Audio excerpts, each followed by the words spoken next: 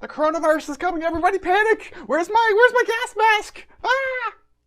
Alright, in this video I'm going to talk to you about why this coronavirus, this beer bug, might bring in a new age for remote work in the tech industry specifically, but it could be other industries as well.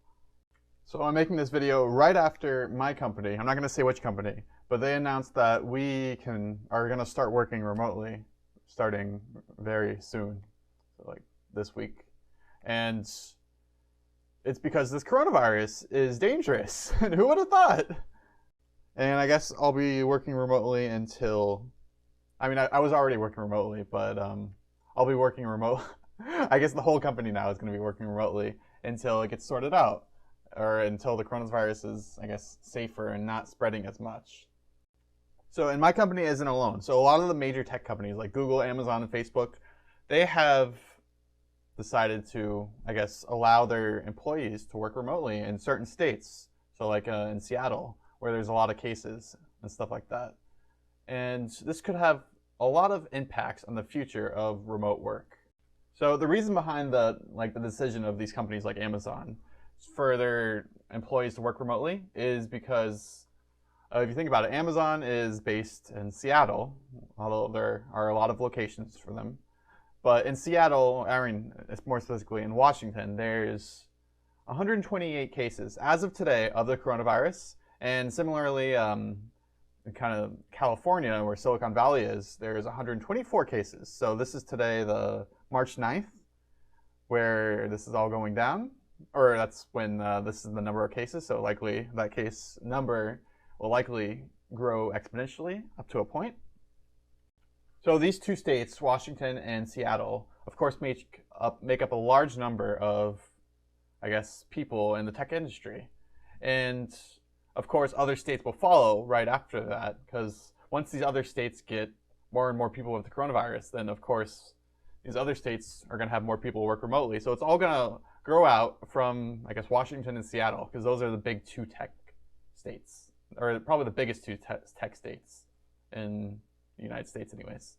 So if you are currently, I guess, not in one of these two states or not in one of these two companies, then it could be a very likely case for you that you could be starting to work remotely and that your company might close down its operations, I guess, in its offices. They might say, don't come to the offices anymore because they don't want anyone to get sick. And it definitely, because if people get sick, it's like a health concern for these companies, and they don't want that to happen. So if you're at a very small company, you might even like ask your manager saying, hey, can I start working remotely because of this virus? Because oftentimes if you're at the lower level, then they might be worried about you.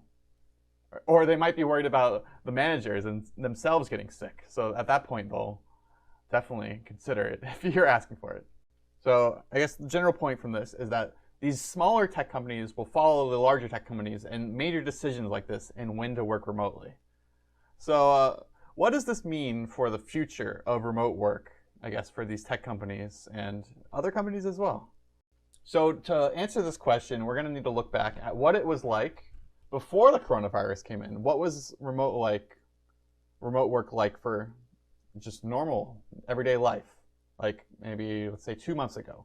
So 2 months ago, these big tech companies did not allow, so this was January of this year, let's say 2020. They did not allow much tech, or they did not allow much, they didn't allow any technology. No, they didn't allow much remote work. And there's, of course, many reasons behind this, but they didn't allow much remote work, and maybe like once or twice a week, depending on your seniority. Like, of course, if you're been there for ever, then of course then you would be able to work more remotely for a longer period of time. So after this whole coronavirus thing gets sorted out and either it stops and it dwindles down, or there's a vaccine or something like that. So after it all gets sorted out, these people who have been working remotely, and of course this depends on how long, my voice just cracked there, how long that these companies will have their employees work remotely. Because if they've been working remotely for 3 months, it's not really that big of a deal. But if this goes on for 6 months, which is probably unlikely, then people are going to get very used to working remotely. And they're going to ask their manager, hey, can I work remotely full time? Or they'll say, if the boss says no, then they'll say, hey, can I work remotely like an extra day a week, no more than the norm? And let's look at those two options individually. And to the question of if they can work remotely full time, the answer is pretty obvious that they'll say no, because these big companies have these gigantic buildings where thousands of people work in every day. And if suddenly no one works in them anymore, that is wasted money on these big buildings. Of course, it's probably not much compared to how much money these companies make overall, but it's still, they're wasting money on these buildings that these people no longer work in. So that's why, or one of the reasons why they're going to say no to this question of full-time, always remote. So if they were given the option, people would rather work from home than go to the office. And I think that's a general thing. And the reason behind that is people like freedom. They want to be able to choose what they can and cannot do. And people will, of course, abuse this freedom. And this abuse of the freedom is probably the major reason, number one reason why these big companies will not allow remote work. I'm sorry. Or full-time remote work. Because there are full-time remote companies out there normally, but they oftentimes pay less because they know that the amount of work that gets done is likely going to be less than if you're just in the office and restrained to the office. So saying this, full-time remote work for all the companies is probably far off in the future. I don't know how many years, but maybe 20 years, 50 years. I don't know how long it'll take, but until everyone gets full-time remote, but we'll see. However, though, after this whole incident, I do believe that a lot of these companies, these big tech companies, will allow for an increase in the amount of time that people can get or work remotely, at least for their current employees, because they've already gone through it all. And once you've gotten through working remotely for a certain amount of time, you'll get really used to it, and you might decide to leave the company if they don't give you remote, because they'll say, oh, this is amazing, I'm gonna work here full time. Or they'll find a remote company somewhere and say, oh, I'm gonna work here if my big face Google company doesn't allow me to work remotely anymore. So all these employees will start to leave the company, and the company doesn't want that because they have a stranglehold on all the good tech workers. So that is why the big tech companies will likely meet in the middle somewhere and probably increase their remote work at least a couple days. And yeah. So one thing that these big companies will also do is they're going to take a look at the statistics to see how much work actually gets done during this time of remote work. And you might be saying, how are they going to track this? And that's a good question. There's a bunch of different ways to track this, and a lot of them are pretty bad. So you can look at some bad statistics like how many lines of code for programmers, how many lines of code actually gets written.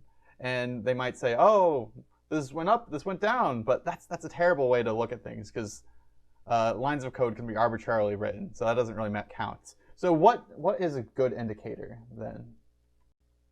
So a good indicator might be how many features or user stories got completed compared to the previous weeks, or their average, maybe a year ago, or the average a couple months ago when they had the same number of people. And if it went up, then they might say, oh, everyone can work remotely, but it's likely not going to go up. It probably would stay the same, or more likely to go down in numbers because people will get distracted. So since amount of work getting done is going to go down, then there probably isn't going to be much of a change. Though it might go up, or it might go up the amount of work. And if that happens, then hey, everyone gets more remote work. Anyways, that's the video. Thanks for watching.